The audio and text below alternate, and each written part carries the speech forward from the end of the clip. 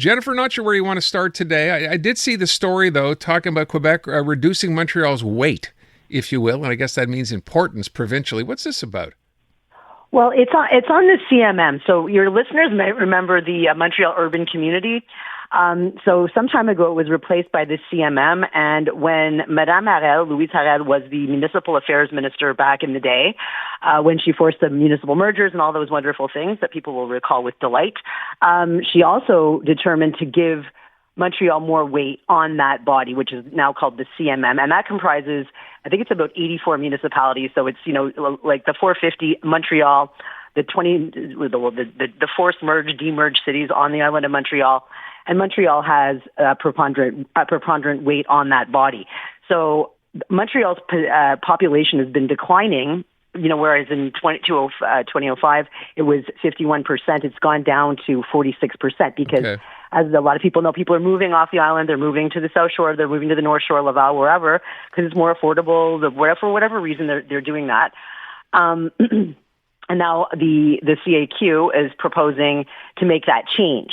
Now, this is sort of an interesting thing to do in a municipal election year. And I heard you on earlier with Jim and saying that, or maybe it was a caller, I don't remember, that you were hoping that, Francois Legault wasn't making electoralist calculations so soon before the provincial election. Oh, he is. And he should be, because he's losing hard the way things are going now. So he's going to try to find anything to make people, so basically the people that'll benefit, the electors that'll benefit, and the municipalities that'll benefit are municipalities in the 450. So whether it's in the Northern Crown, as they call it in French, rather, and then, or the Southern Crown, so like Longueuil and all the agglomeration there, or further beyond. So, these are places that are represented for the most part by CAQ deputies. So maybe he's making a little bit of a calculation there, because, this was part of his platform back in 2018. So I don't know why it's taken him so long, but he's making. I'm quite convinced he's making calculations for next year. Okay, I'd like to think that something like pipelines or whatever we're talking about here, carbon taxes, are not necessarily the focus for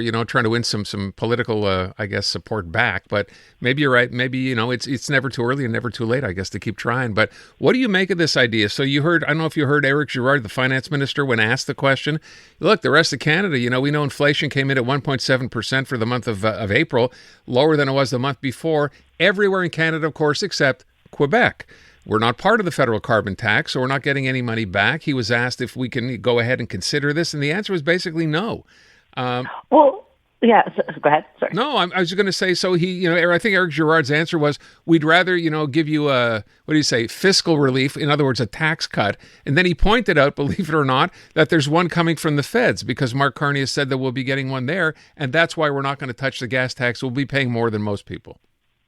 Well, the thing that's really interesting about this, a byproduct of this Trump situation, which is really interesting, is that Canadians, and Quebecers included, we are learning a lot more about how other Canadians live in their provinces than we did before, and the comparison. So obviously, it wasn't lost on anybody that whereas inflation went down, it went down everywhere except for here, because it was tied to that removal of the carbon tax. Right.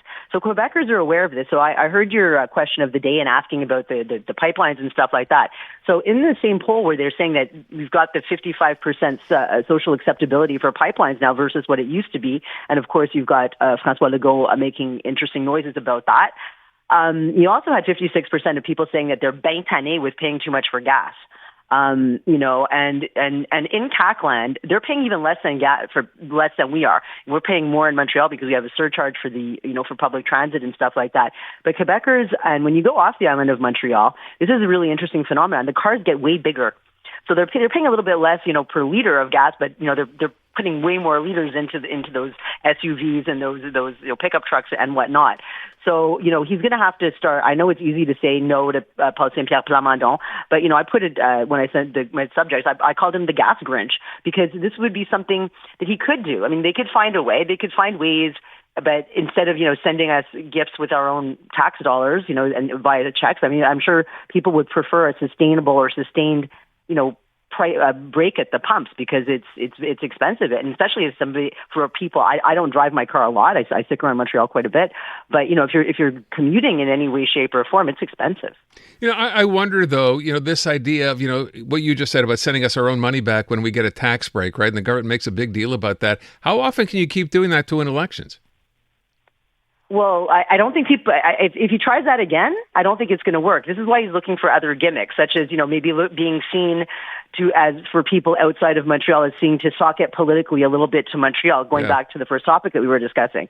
The way that Francois Legault makes political calculations is not something that anybody, you or I, can understand, but he does his own thing, and I've been observing him closely for the past, 7 years now, and it's fascinating, really, because it's not what anybody would expect. Let me move on to talk about federal politics. We started today talking about this Golden Dome thing that Donald Trump brought up today, where he talked about the fact that Canada had been inquired about getting involved as well.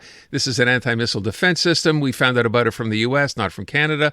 So there are a couple of things that have gone on in the little time that Mark Carney has been Prime Minister, where some people are kind of scratching their heads wondering, is he in charge? Do we know what's going on? What's happening exactly? Now there's a retreat this weekend, right? What comes from this? Who has to set things straight? Well, what has to happen is that what we've had, the two examples you just referred to, there were a few other ones as well. Cabinet ministers going off the wall. It's a bit different.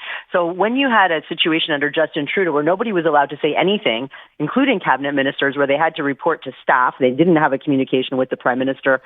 And then what's currently going on with Mark Carney, where it seems to be a bit of a free-for-all, there's a gigantic gray area, and that area is going to have to be patched over this weekend at their caucus retreat. So a caucus retreat is basically all of the members of caucus, so all of the members of parliament. So it's not just the cabinet, which met today. There was another retreat. People will get confused, but what's going to have to happen is the law is going to have to get laid down. Now, I heard your discussion with Jim and Jim's question as to whether there's anybody around Mr. Carney. Now, he's the last that anybody had heard. His chief of staff was Marco Mendicino, who's a former Toronto area MP.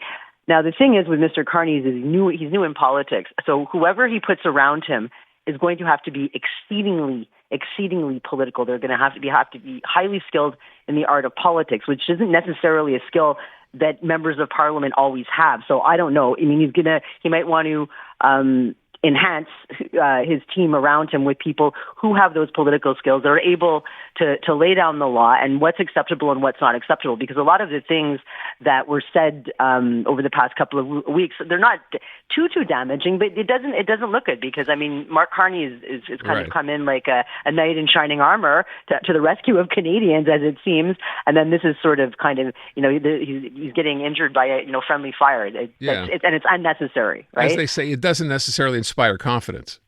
No, indeed it doesn't. Okay. So I think that should be probably over the next, before the king arrives to deliver the speech from the throne, I'm imagining that this situation will have been remedied. I want to ask one last thing while I still have a second. Did you happen to hear Carlos Leitao on the show? I did. I listened and I listened again because he's such a gentleman, honestly, and you did a great job interviewing him, Aaron. It is shocking. Everybody is shocked that he's not in cabinet. But I mean, I maintain my remarks from last week. These things can change rather quickly.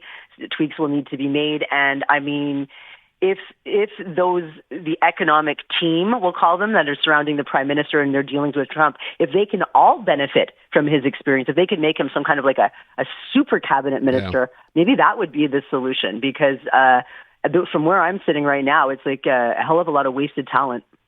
All right, we'll leave it at that. Jennifer, thanks so much. I appreciate it.